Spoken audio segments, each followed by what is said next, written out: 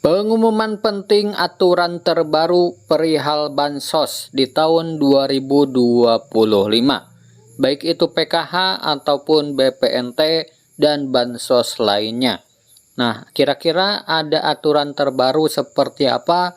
Simak dan dengarkan baik-baik. Pertama, ini pesan Presiden kepada kami, bekerjalah dengan menggunakan data yang akurat. Data akurat ini menjadi taruhan kita semua, sebab akhir-akhir ini, bukan akhir-akhir ini, sering kita mendapatkan keluhan-keluhan dari banyak masyarakat, termasuk tadi saya sama Pak Bupati dengan beberapa Forkopimda tadi ke salah satu kampung atau desa, kita dialog, salah satu masyarakat mengatakan bahwa kami sebenarnya berhak mendapatkan program Bansos, tapi malah justru saya tidak dapat. Yang saya lihat orang lain malah dapat yang mestinya tidak berhak. Kenapa hal ini terjadi? Itu pertanyaan-pertanyaan itu sering dan sampai kepada siapapun. Mereka yang berhak tidak dapat, mereka yang tidak berhak malah dapat. Maka itu Presiden pesan, bekerjalah dengan data yang akurat, dan dengan data yang akurat itu pekerjaan kita akan lebih efektif dan akan terukur.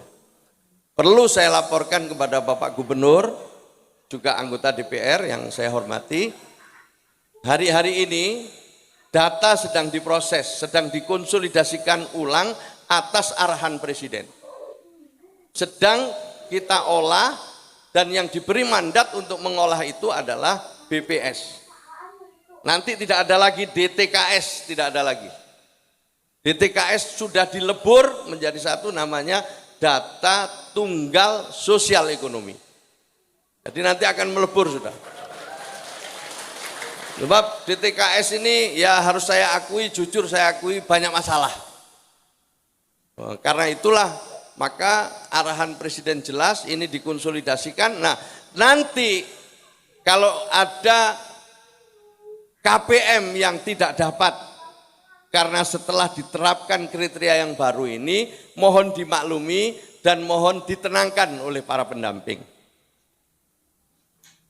Tetapi Bapak Ibu sekalian jangan khawatir, yang namanya data itu dinamis. Apalagi data yang akan ditampilkan nanti seluruh populasi penduduk Indonesia. Karena dinamis, tiap hari pasti ada yang wafat, ada yang meninggal, ada yang pindah rumah, ada yang naik kelas, itu akan sangat dinamis. Maka itu kita siapkan protokol updating data. Tetap kita beri kesempatan untuk updating Pak Gubernur lewat apa? Lewat jalur resmi, mulai dari kelurahan atau desa, naik ke Dinsos, seterusnya. Maka saya titip kepada para lurah, para kepala desa, dan juga kepala dinas sosial, menyajikan data yang akurat kepada bupati, wali kota, atau kepada gubernur. Jalur ini harus digunakan dengan baik. Para pendamping saya minta untuk ikut mengawal dalam proses updating ini. Sementara dari sisi lain, itu tadi jalur resmi, jalur yang lain juga kita beri Pak Gubernur. Lewat apa? Lewat cek Bansos. Jadi siapapun, terutama para pendamping, manfaatkan cek Bansos ini. Sebab di aplikasi cek Bansos ini ada usul sanggah. Jadi orang bisa usul dengan bukti-bukti yang cukup, tapi orang bisa menyanggah dengan bukti-bukti yang cukup. Sehingga nanti ketika ada yang melihat KPM yang tidak layak, itu tolong dilaporkan lewat sanggahan dengan foto atau bukti-bukti lain, sehingga kita bisa mengkoreksi. Dengan begitu ada keseimbangan antara jalur resmi dengan jalur yang membuka kesempatan kepada publik. Maka Pak Gubernur, saya titip pesan, ini bisa dimanfaatkan, sebab selama ini sudah ada yang memanfaatkan, tapi lebih banyak usulnya daripada sanggahnya. Padahal yang kita inginkan itu adalah sanggahnya. Lek usul semua orang bisa usul, bahkan umumnya mengaku miskin.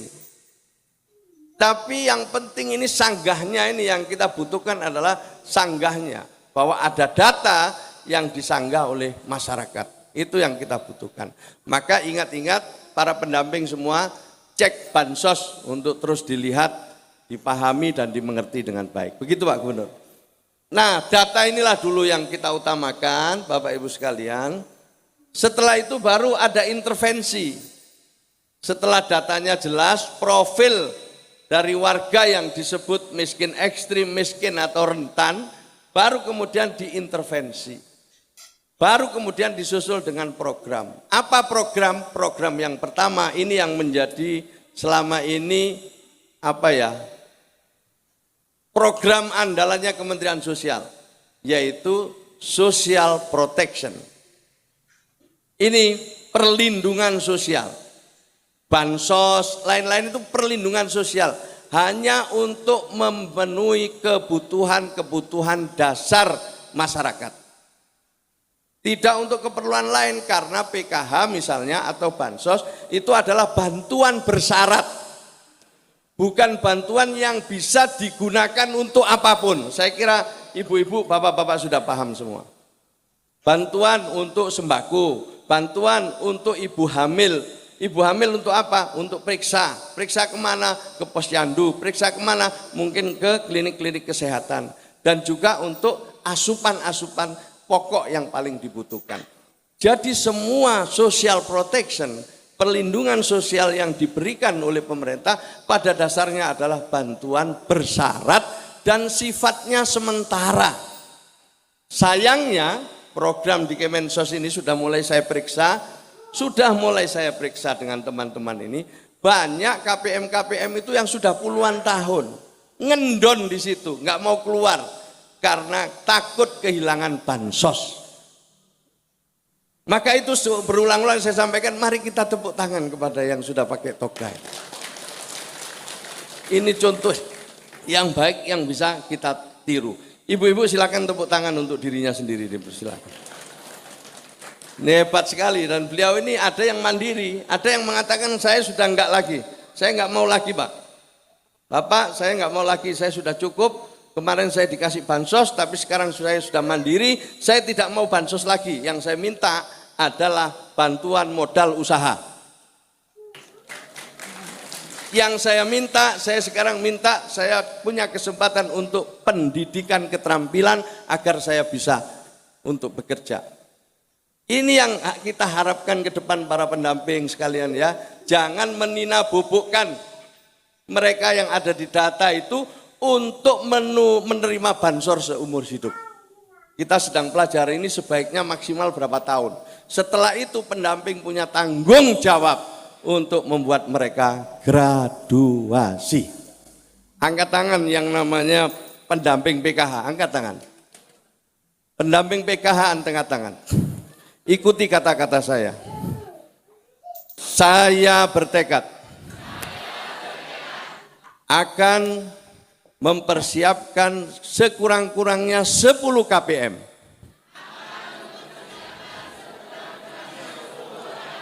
setiap tahunnya untuk graduasi. Terima kasih. Siap apa tidak? Lebih keras, siap apa tidak? Bapak Ibu sekalian, kalau setiap pendamping 10 KPM, seluruh Indonesia kita memiliki 34.000 pendamping PKH. Kalau 10 setiap pendamping, maka setiap tahunnya akan ada sekurang-kurangnya 340.000 KPM yang akan graduasi. Siap pendamping? Siap? Menyesal enggak dengan apa yang baru diucapkan? Tidak? Angkat tangan. Pendamping PKH angkat tangan. Saya tidak menyesal. Apa yang telah menjadi tekad saya untuk mempersiapkan 10 KPM setiap tahunnya menuju graduasi. Ya. Tidak menyesal ya.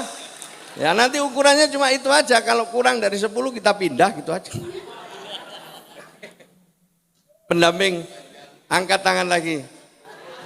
Siap dipindah? Kalau kurang dari 10 siap dipindah?